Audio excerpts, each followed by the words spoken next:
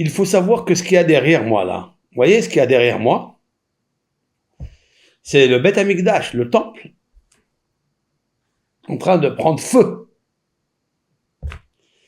Vous avez vu la couleur du feu? La couleur du feu, elle est rouge. Quel est le message qu'il y a derrière ce... Le Beth Amikdash, vous imaginez ce que c'est le Beth Amikdash? La maison du sanctuaire, la maison du temple, la maison de la résidence, de la lumière, de la majesté, de la Shekhinah, de l'éternel dans ce monde ici-bas. Waouh! Ce feu-là, rouge, ardent, qui brûle le bois, les pierres, qui brûle tout. Quelle est la raison? Quelle est la raison de ce feu qui est derrière moi? Vous imaginez ce que le monde a perdu. L'univers a perdu. Il a perdu la Shekhinah, c'est-à-dire la royauté sublimissime, universelle, du Ein Sof, c'est-à-dire de l'infinie bonté divine, notre Créateur. Aïe, il a perdu, le monde a perdu tout lorsque vous voyez derrière moi ce qui est en train de brûler. Imaginez, c'est à 2 reprises. Premier temple, celui du roi Salomon, comme ça, il brûlait entièrement. Et celui il y a 1950 et quelques années, le deuxième temple. Lorsqu'on réfléchit, c'est le plus grand drame, c'est la plus grande perte que l'humanité a eue. C'est que ce temple brûle de cette façon. Nous allons raconter une des causes, une seule, une raison qu'il nous faut faire très attention dans nos vies. La raison, c'est l'humiliation à une seule personne, devant le public, devant l'assistance, et que personne n'ouvre la bouche, et qu'on a laissé faire. Voilà pourquoi le Beth Amikdash a été détruit, celui-ci, qui est le deuxième temple. Nos sages, dans le traité Gittin, 56, 57, racontent les raisons qui ont fait que le temple a été détruit. Et une des anecdotes les plus prisées, les plus authentifiées par nos sages, ce sont 2 personnes qui ne s'aimaient pas, c'était en dispute. Et l'un d'eux devait marier son fils. Il a envoyé une lettre par fer d'invitation pour inviter son ami qui avait à peu près le même prénom que son ennemi. Et le facteur s'est trompé. Il a amené la lettre, l'invitation à son ennemi au lieu de l'amener à son ami. Donc son ennemi était content. Il a dit, voilà, maintenant, il veut se réconcilier avec moi. Alors on va se réconcilier, je viens, Bechavod. Il va avec une joie.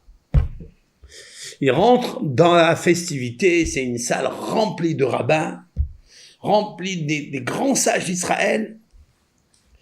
Il y avait des notables, il y avait presque toute la ville entière de Jérusalem là-bas.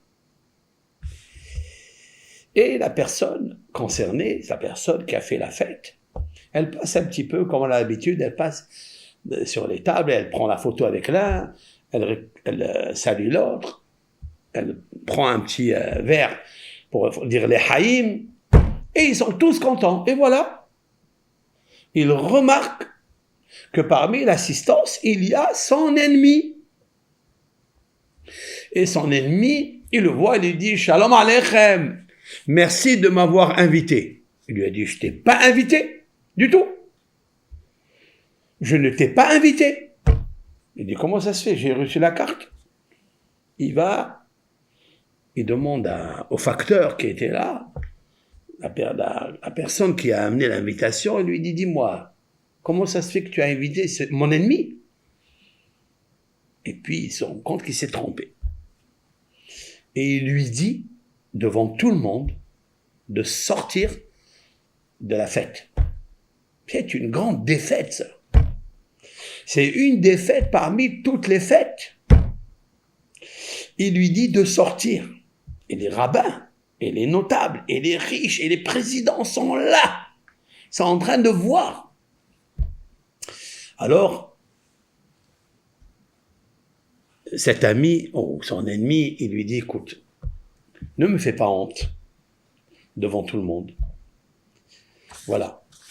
Je payerai mon repas. Il lui a dit non. Il lui dit, je payerai la moitié de toute la fête. Il lui dit non. Je payerai toute la fête. Il lui dit non. Je ne veux pas que tu assistes ici, dans ma fête. Il est sorti humilié en public. Nos sages disent, pour cela, le temple a été détruit. Vous voyez les flammes rouges?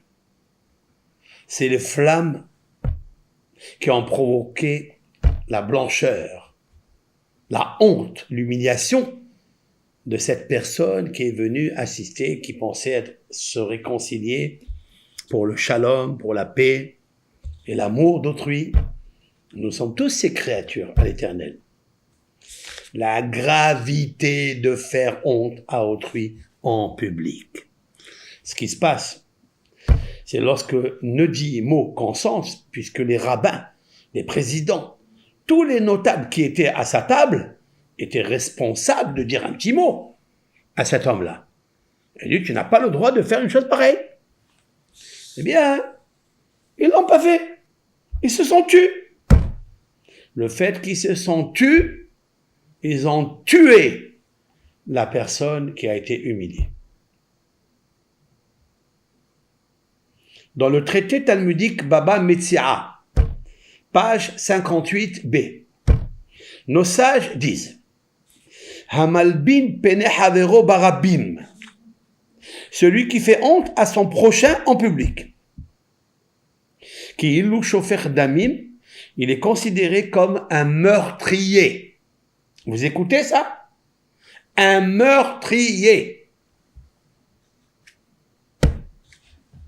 Maintenant, ce qui se passe, vous avez vu le crime que Dieu il a fait, si l'on peut dire ainsi, à son temple.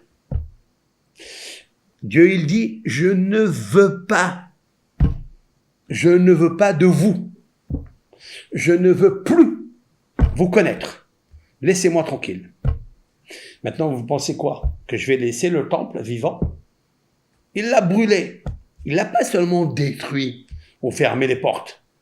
Il l'a brûlé parce que quelqu'un qui fait honte son camarade pour une humiliation, une fois, mais en public, Dieu a décidé de brûler le temple avec le feu. Car quelqu'un qui humilie l'autre, il fait rentrer à l'intérieur de lui le feu du crime.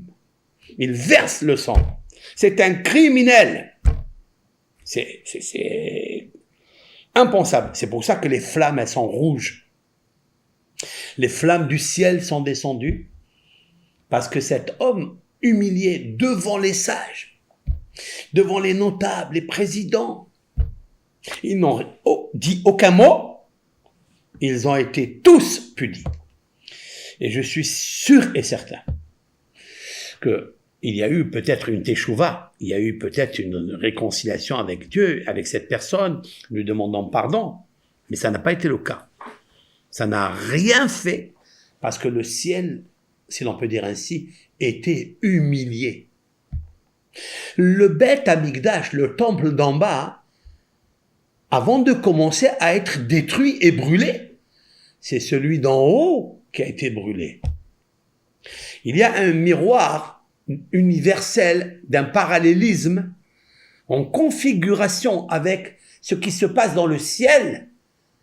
Nous avons ici le reflet miroir de ce qui se passe dans le ciel. lorsque tu vois derrière moi ce temple qui a brûlé et qui n'a laissé aucun bois intact. Tout a été brûlé. Vous savez comment ce temple a été brûlé? Parce que il faut savoir que les pierres ne brûlent pas. Et il était fait en pierre.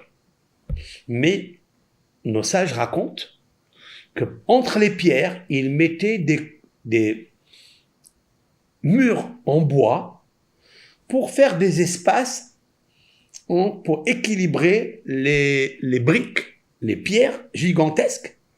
Elles sont immenses, ces pierres-là. Elles étaient décrochées de la montagne avec ce qu'on appelle le saphir, avec le chamir. Le chamir, c'est un verre qui a un verre de terre, qui a une puissance de couper là où il marche.